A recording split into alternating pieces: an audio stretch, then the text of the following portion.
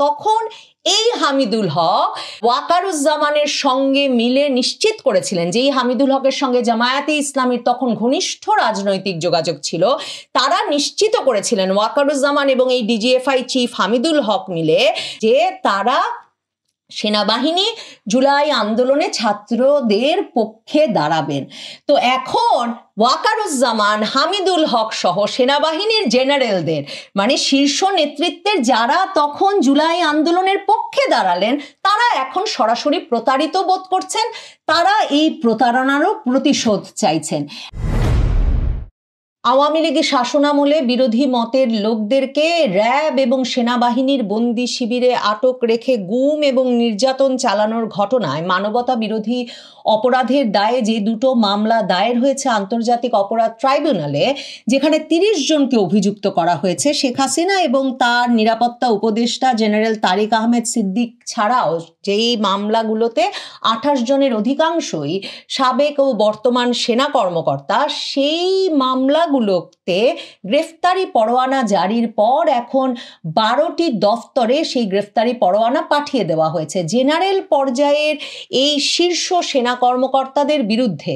আন্তর্জাতিক অপরাধ ট্রাইব্যুনালে গুম এবং নির্যাতনের অভিযোগে মামলা দায়ের, তাদের বিরুদ্ধে গ্রেফতারি পরোয়ানা জারির পর যেমনটা এর আগেও আপনাদের বলেছি আশঙ্কা করা হচ্ছিল, সেটা এখন প্রকাশ্য হয়ে পড়ছে যে সেনাবাহিনীর ভেতর ব্যাপক অস্থিরতা এবং সেনাবাহিনীর ভেতর ব্যাপক অসন্তোষ দেখা দিয়েছে। যে জেনারেল পর্যায়ের সেনাবাহিনী কর্মকর্তাদেরকে আগস্টের পর নানান অভিযোগে বরখাস্ত করে শুধুমাত্র যথেষ্ট শাস্তি দেওয়া হচ্ছে বলে মনে করা হচ্ছে না, বরং আন্তর্জাতিক অপরাধ ট্রাইব্যুনালে বিচারের মুখোমুখি করার ব্যবস্থা করা হয়েছে। সেটাতে সেনাবাহিনীর ভেতর একেবারে বড় ধরনের ক্ষোভ সৃষ্টি হয়েছে বলে এখন পিনাকি ভট্টাচার্য ফেসবুকে স্ট্যাটাস দিয়ে প্রধান উপদেষ্টার প্রতি আহ্বান জানাচ্ছেন যাতে তিনি জরুরি ভিত্তিতে দেশবাসীকে সেনাবাহিনীর ভেতরে অস্থিরতার বিপদ সম্পর্কে অবহিত করেন। আপনারা জানেন পিনাকি ভট্টাচার্য, ইলিয়াস হোসেন, কনক সারোয়ার সহ সাবেক সেনা কর্মকর্তাদের একটা বিরাট অংশ সামাজিক যোগাযোগ মাধ্যমে আগস্টের পর থেকেই বড় ধরনের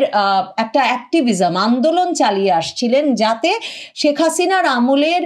আয়নাঘর পরিচালনা,